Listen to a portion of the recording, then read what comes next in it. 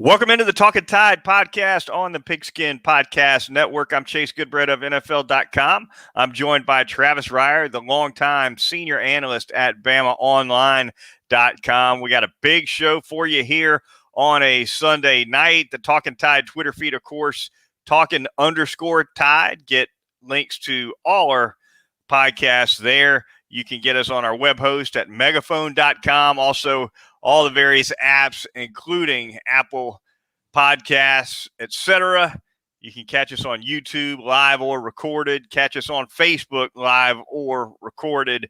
We'll get you everywhere here on Talkin Tide. I want to thank our sponsors really quickly. Peterbrook Chocolatier of Tuscaloosa, North River Dental Associates, and finally DraftKings. More on each of those later in the program. We break down Alabama's 20-14 home win over LSU, Travis, a game that was really a struggle for Alabama from start to finish. As we talked about midweek, they were huge favorites, 28.5 points. Neither one of us saw Alabama covering that big a number, and it didn't happen by a long shot. It was a struggle, this one. It was. I think we both thought Alabama and the 28.5, 29 was a bit much. And then you also had the big number in terms of the total. So both of those, I think we were good on in this one. But, one of those sort of retro feeling Alabama LSU games kind of had a Stallings era feel to it. Even that 93 game in Tuscaloosa where LSU went in and broke the long unbeaten streak for Alabama there at Bryant-Denny Stadium. And you kind of figured O was going to throw the kitchen sink, so to speak, at Alabama in his last go-around against the Crimson Tide, and it kind of played out that way. LSU aggressive defensively downhill in its approach, and then O pulls out the jump pass from the punter there in the first quarter. So a little bit of everything to get this one going. And I thought LSU for much of the game just outdid Alabama in a lot of different areas. Yeah, there's no doubt. And you bring up a huge play with that fake punt. That fake punt ended up being an LSU touchdown on that drive. They only scored 14 points. So that's a play that sparked half of LSU's scoring right there. And I'd say all around it wasn't a great night for Alabama's special teams, because between giving that one up and I thought that play was so well designed. I don't know that you can blame anybody for getting beat by it. I thought that was a hell of a play design. Yeah, Alabama was in punt safe. It was just well designed because, as you said, as the punter starts running towards the line of scrimmage, instinctively, those linebackers are going to step up. And when they did, there was the guy behind him. No doubt about it. But between that play and a pretty rare missed field goal by Will Reichard, also an even more rare missed PAT by Reichard, Alabama left some points on the field special teams-wise. They did. I didn't feel like, in watching Alabama's field goal extra point operation on the 49-yarder and on the extra point, that the snap hold was in great shape in either instance. And in both cases, you ended up with misses. On extra points, it typically doesn't matter as much, but when you're trying to knock one home from 49 yards from like the left hash mark, it can certainly have an impact on things. So just an area among many that I'm sure we'll talk about where Alabama just wasn't quite sharp enough on Saturday night. Offensively for the Crimson Tide, what most definitely stands out is some big struggles in the running game. We've seen Alabama rip through some defenses with that running game with Brian Robinson this season. Did not happen against LSU. The Crimson Tide, 26 carries for 6 yards on the night. Completely got shut down in the running game.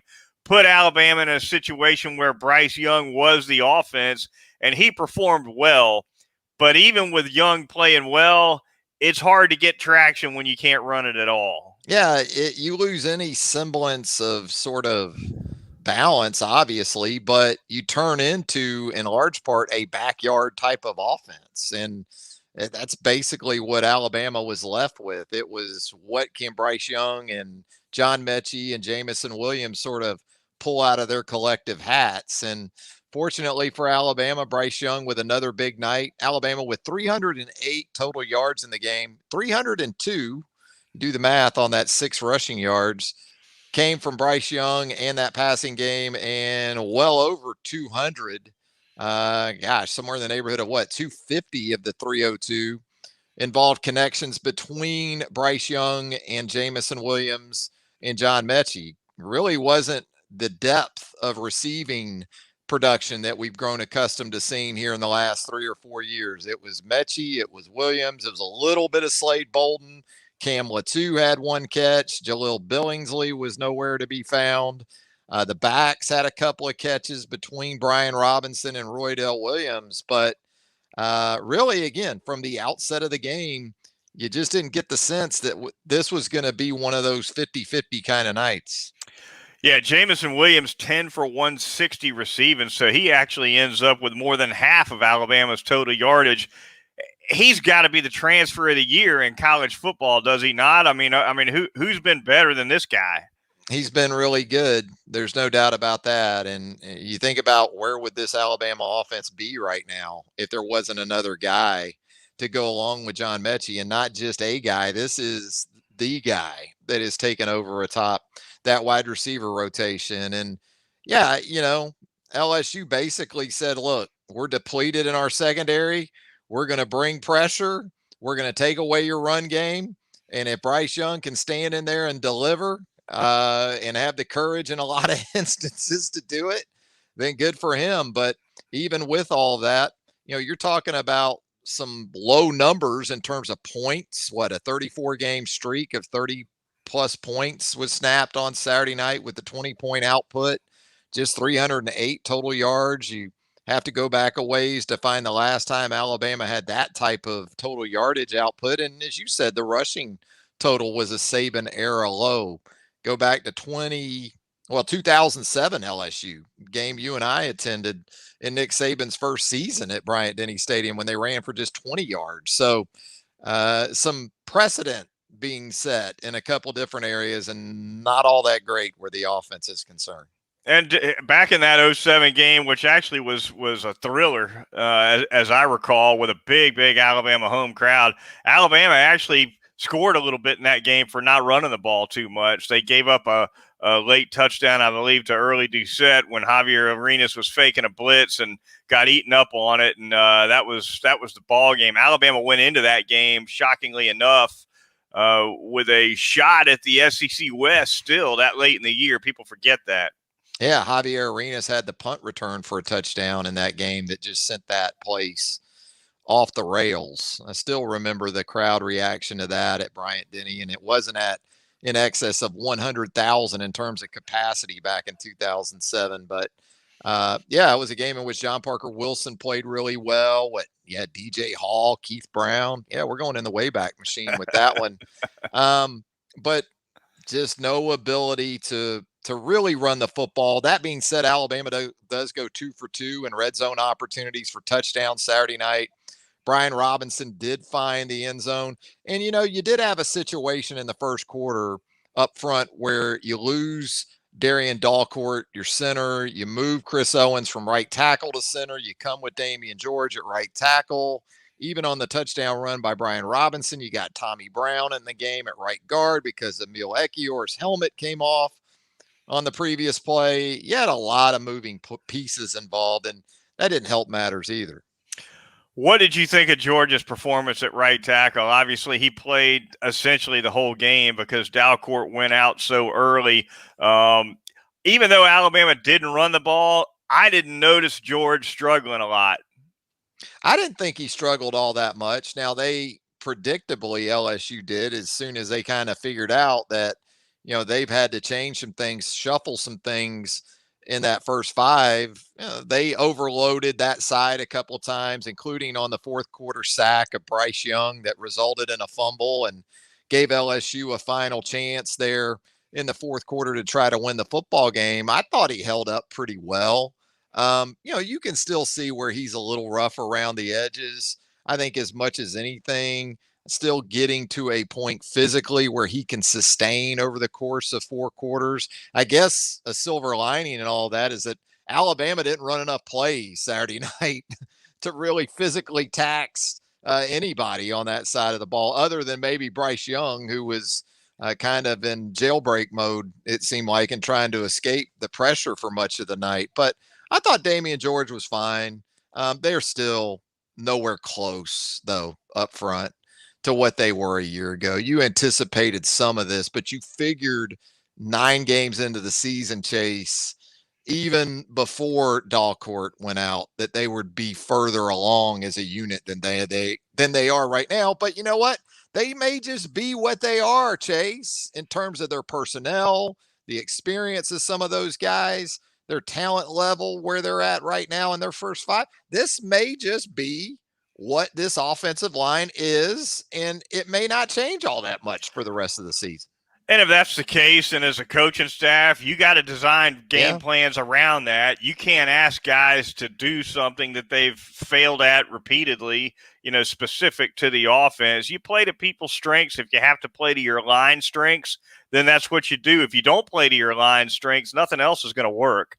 So it's on Bill O'Brien and the rest of that offensive coaching staff to find a way to get it done on nights when that offensive line is not at its best. But you're right, not a lot of plays at all for Alabama. At one point in the second half, I believe they had 3 consecutive 3-and-outs. That's never good. 22 plays total in the second half Saturday night. Just awful. And then even on the front end, you get the terrible drop by Cameron Latou on the first play of the game. Mm-hmm. You have a fumbled snap, right, with Bryce Young. I mean, it was just the whole offense just seemed to be way out of sync kind of from the get-go. But they were able to pull out the victory. And, I thought, and another thing, where's Jaleel Billingsley? Yeah. I mean, that absence seems to get more glaring by the week, does it not? Well, and you'd kind of seen a ramp up, too, of Trayshawn Holden in the couple of previous games. And as we talked about earlier, your pool of receiving options seemed to dry up during the bye week. And it was, once again, you had 28 targets combined Saturday night for John Mechie and Jameson Williams. You targeted 37 you threw the ball 37 times. So 28 times the targets on those plays were either 2 guys. And look, they continue to produce. Now, is that sustainable? Big picture, when you consider matchups both real and potential for this team? I don't know. Yeah, it reminds me a little bit, Travis, of, was it 2013? The one big year that Zach Mettenberger had at LSU, he threw balls to Odell Beckham and Jarvis Landry all day long, and that's about all he had. He didn't throw to the tight ends. He didn't dump it off. Those 2 guys caught everything. I think OBJ and Jarvis Landry caught like 75 or 80% of Mettenberger's completions that year. So almost you kind of get the feel that I kind of get that feel with this team.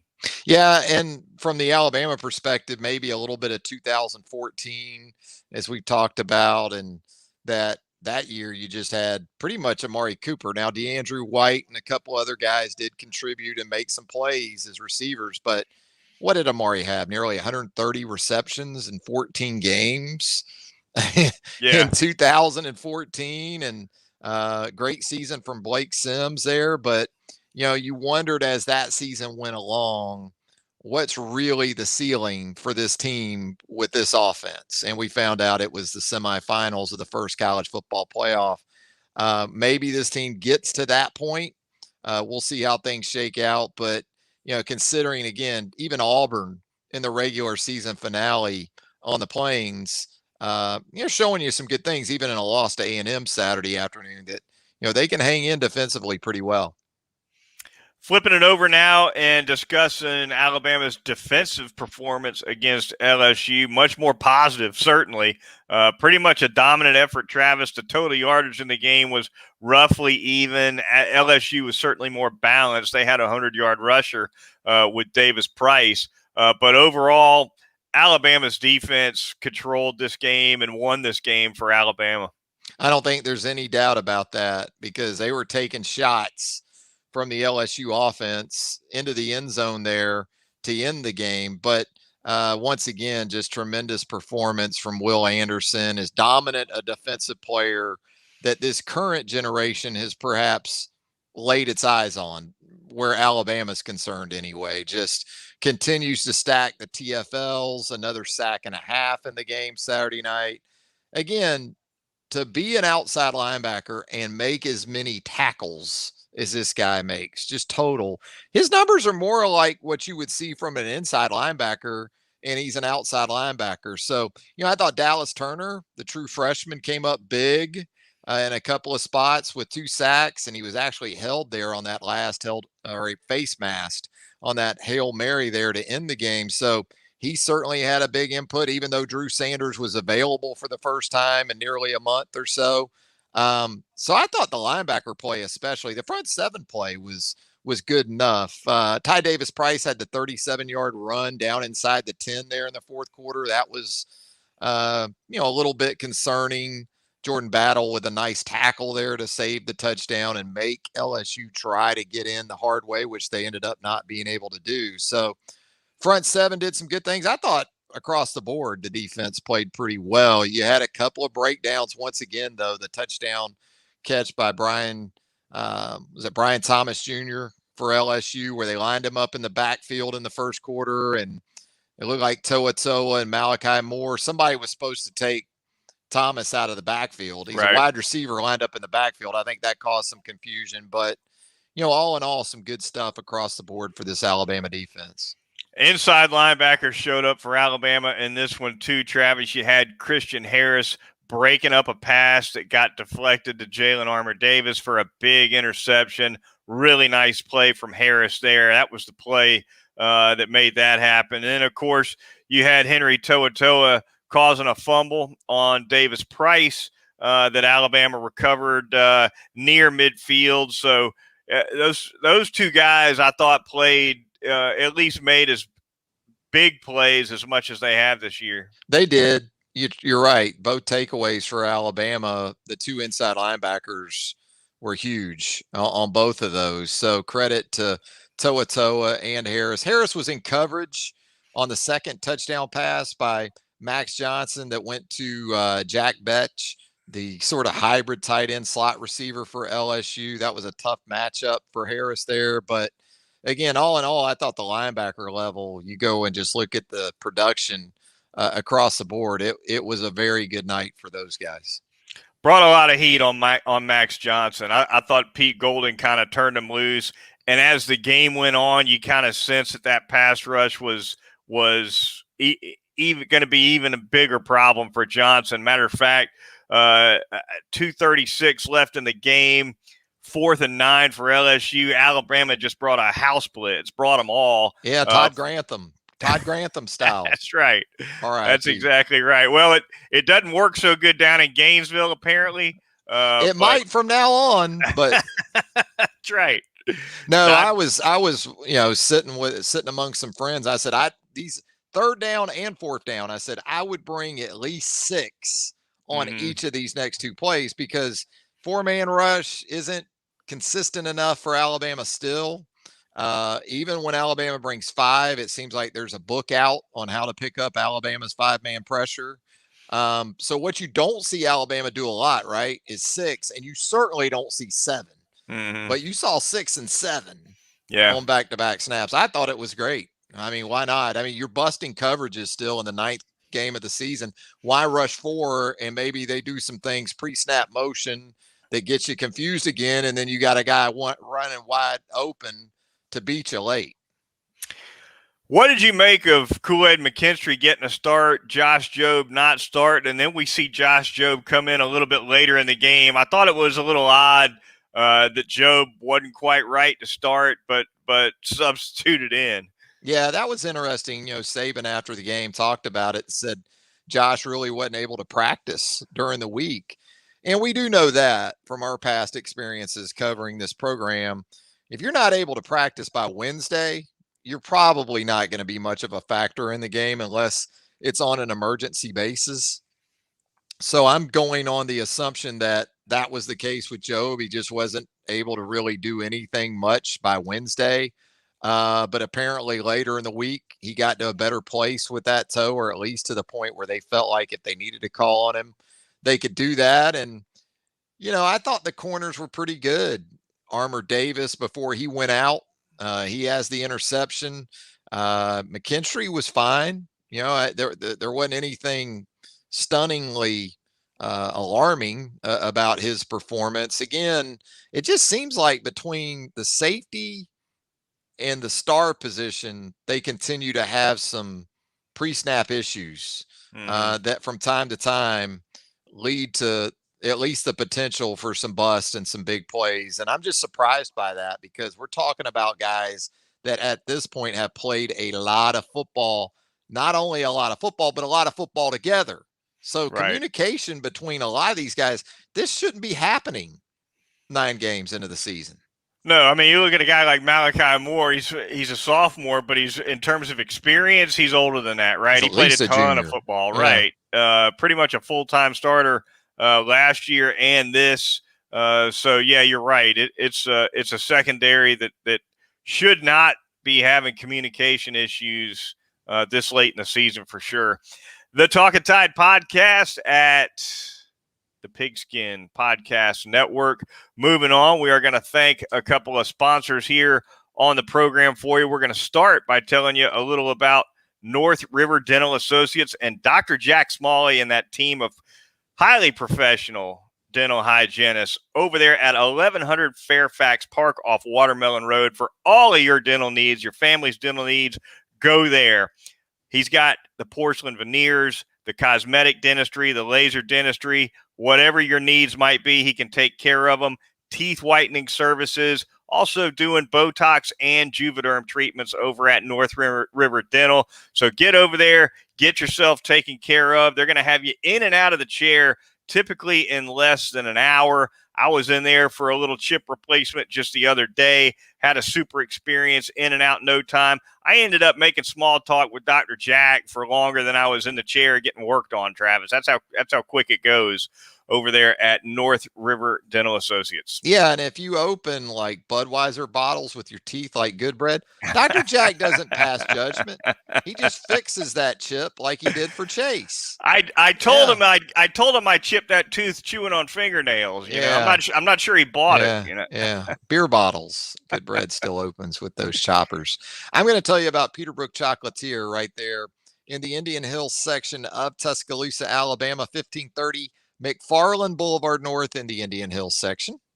And they're right next door to Southern Ale House, our great friends there. So you've got a dynamic duo right there. Peterbrook with that chocolate popcorn, the signature item, the Roll Tide Alabama themed treats. You're going to find all that at Peterbrook Chocolatier. We are officially in countdown mode to the holiday season. Take care of those corporate orders, those gifts. They can handle that for you as well. 205-752-0211. Get those orders in today at Peterbrook Chocolatier. Finally, going to tell you about our corporate sponsor, and that would be DraftKings. NFL fans hungry for a big win this week. DraftKings Sportsbook, the official sports betting partner of the National Football League. They've got you covered. New customers can bet $5 on any NFL team this week to win their game. If they do, you win $200 in free bets. You absolutely cannot beat that. If you've got any thoughts of taking a swing at Vegas, man, do it with that DraftKings Sportsbook. Just download the app now. Use the promo code TPPN. That's the Pigskin Podcast Network acronym. You'll win $200 in free bets if you win just a $5 bet on any NFL team this weekend. That's at the DraftKings Sportsbook, the official sports betting partner of the National Football League. And Travis, will move from talking about NFL bets to the rest of the SEC. And gosh, we got to start with Dan Mullen and the disaster that went down against the South Carolina Gamecocks. He's got to go at this point, doesn't he, Travis? I mean, I'm not going to say that this is the game that gets him fired necessarily, but isn't this the game that screams it ain't going to get any better from here? Well, it looks like they've started to rearrange some of the deck chairs on the Titanic, as we learned Sunday night a couple of coaching changes to Dan Mullen's staff, with Todd Grantham chief among them, the defensive coordinator for the Gators, on his way out. That was anticipated regardless. He was in the final year of his contract, but it does look like also a change at the offensive line coach position. So changes afoot in Gainesville. I'm with you, though. I'm left to wonder at this point, will it really matter? Because when I look at Florida relative to what my expectation of Florida's roster on a year-to-year basis is, how much is this going to change the effectiveness of Dan Mullen, chiefly as a recruiter and as someone who on a day-to-day basis reinforces the importance and drives that aspect of the program? Because there's never been this sense with Dan Mullen that first and foremost, recruiting is something that he considers to be a day-to-day necessity. And so I don't know how much this changes. I also think from a culture perspective, there is a line of demarcation. And once you get beyond it, it's just more inevitable as far as change at the top position than anything else. And that's the feeling I get with Florida right now, is that for that program to be where it wants to be on a year-to-year basis, not once every 2 years or 3 years or 4 years, which is kind of the Mullen MO, which is what it was at Mississippi State. But this ain't Mississippi State. No. And that's just not going to be good enough. So if it's not good enough today, is it going to be good enough a year from now? Right. Yeah.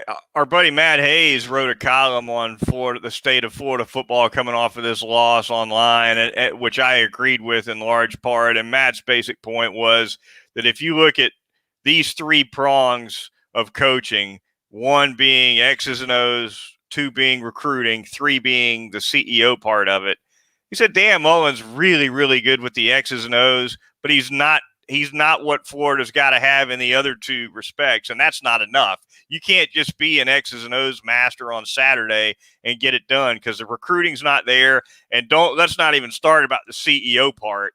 I mean, no. he's the CSEOs, the chief screw up officer when it comes when it comes to that. The arrogance and this sort of vibe that he is beyond reproach when things start to go bad. Yeah. You know, like he doesn't have to answer to anyone or anything. Well, yeah, you do, Dan. You know, when you're 2-8 in your last 10 games against Power 5 competition. Yeah, you do have to answer. And you have to do it in a way in which you're reassuring to your fan base and not driving the wedge even further between that group. I'll go so far as to say, I guess this isn't even going out on a limb, he's stuck his foot in his mouth more since he got to Florida than Lane Kiffin has since Kiffin got to Ole Miss, by a long shot. Well, we can talk about the losses, but sort of the tipping point for me was the Missouri game last year. Absolutely. When he runs out on the field and shows his ass. Terrible. And to me, if I was Scott Strickland, the AD for Florida, I would have suspended him for the next game. Mm-hmm. It wouldn't have been a call for the league office to make. That was shockingly embarrassing to not only the Florida football program, but to the University of Florida in general. That place is better than that.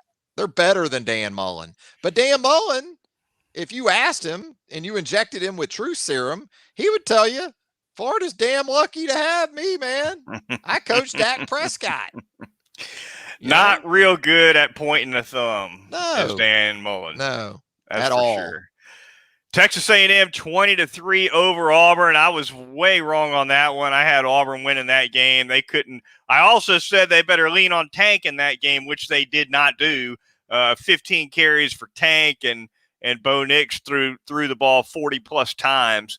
Nevertheless, A&M took care of business there. As you said, though, the Auburn defense showed that it can hang a little bit when the offense is not there at all.